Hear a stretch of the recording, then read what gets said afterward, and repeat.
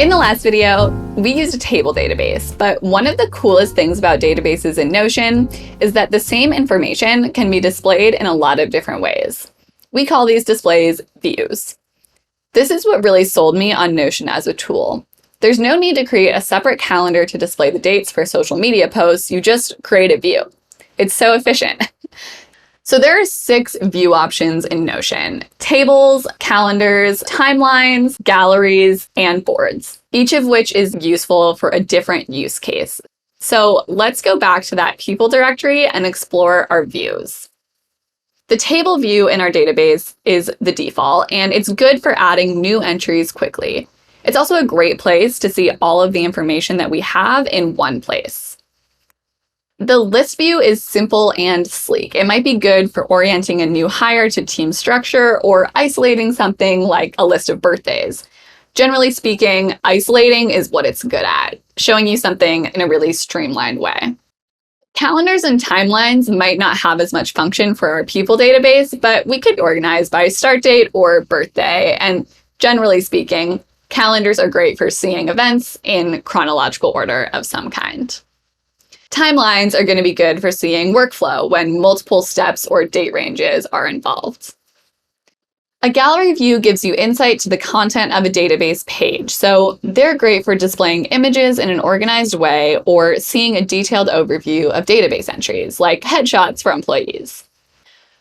Boards are great for management of many kinds. In our people database, we might use a board to group by office location, and generally speaking, boards are good for managing tasks or grouping database entries. As you can see, rather than recreating and manually maintaining a directory or putting all of your people information into a new specialized tool, you can manipulate the data you already have with views and filters.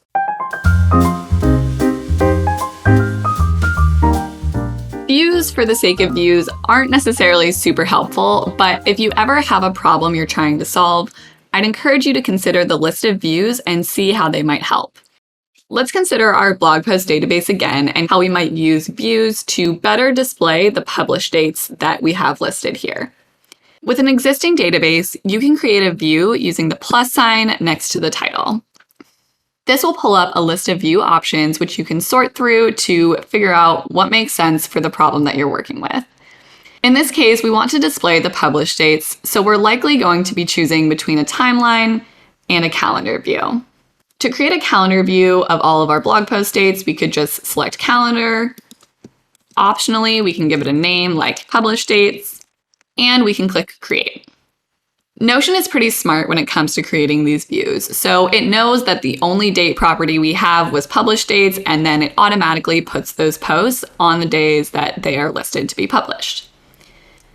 If we wanted to view our blog posts by author, for example, we could add another view for board, which is great for grouping things together by tags, and it would go ahead and list each blog post and the person that it's assigned to. If we wanted to add more details to this view or any view, we could use this 3-dot menu, go into properties, and then toggle on or off the other things that we wanted to list here, like maybe published date and tags.